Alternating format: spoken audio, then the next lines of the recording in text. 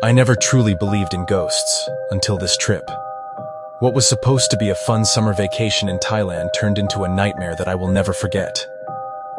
That night, after a long day exploring Bangkok, my cousin Emily and I returned to our hotel. The building was old, 3 stories high, with long, dimly lit hallways that felt unsettlingly quiet. Our mothers were staying on the 2nd floor, but due to a lack of available rooms, Emily and I were given a room on the isolated 3rd floor. I didn't think much of it at first, until everything changed. Exhausted, we quickly fell asleep. But as soon as I drifted off, I had a horrifying dream. I found myself in a dark, eerie space where a woman dressed in traditional Thai attire was dancing. But something was terribly wrong. Her limbs bent at unnatural angles, twisting and snapping like a broken puppet, her movements slow and mechanical. Then, she turned her head 180 degrees to face me. Her eyes were pure white, her face gaunt and decayed, with 2 streams of blood running down her cheeks. And her mouth, it stretched impossibly wide, curling into a grotesque grin. I jolted awake, drenched in sweat, my heart pounding. The room was pitch black, yet the air felt unnaturally cold. I turned toward Emily, thinking about waking her up. But then I froze. She was sitting on the bed, facing the wall, whispering something under her breath. At first, I thought she was talking in her sleep, but when I softly called, "Emily?" she suddenly let out a distorted, rasping laugh.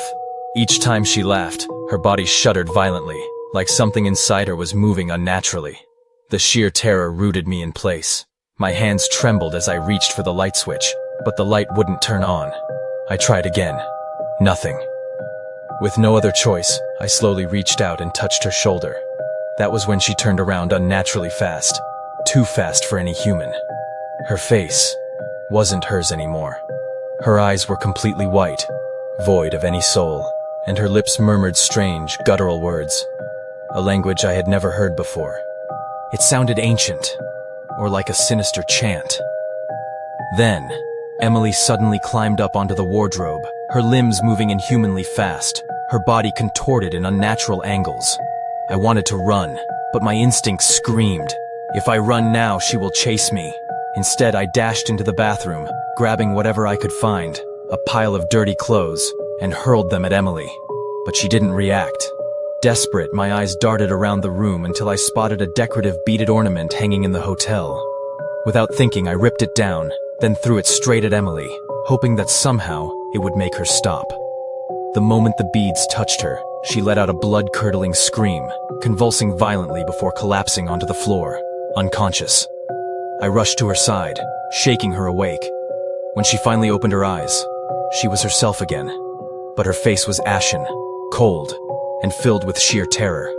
Her hands gripped mine tightly, and in a trembling voice she whispered, "We need to leave now. I saw someone. They locked me in a place full of blood." Without hesitation, we raced down to the 2nd floor, pounding on our mother's door, trembling as we recounted what had happened.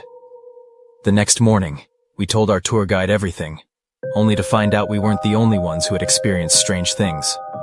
Several other guests had reported hearing knocks on their doors at night, the sound of water running in their bathrooms even though no one had used them, and their belongings mysteriously moved or missing.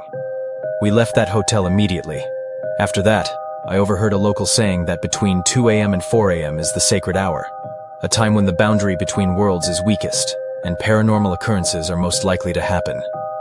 This was, without a doubt, the most terrifying experience of my life. Even now, just thinking about it sends chills down my spine. I don't think I will ever have the courage to return to Thailand again.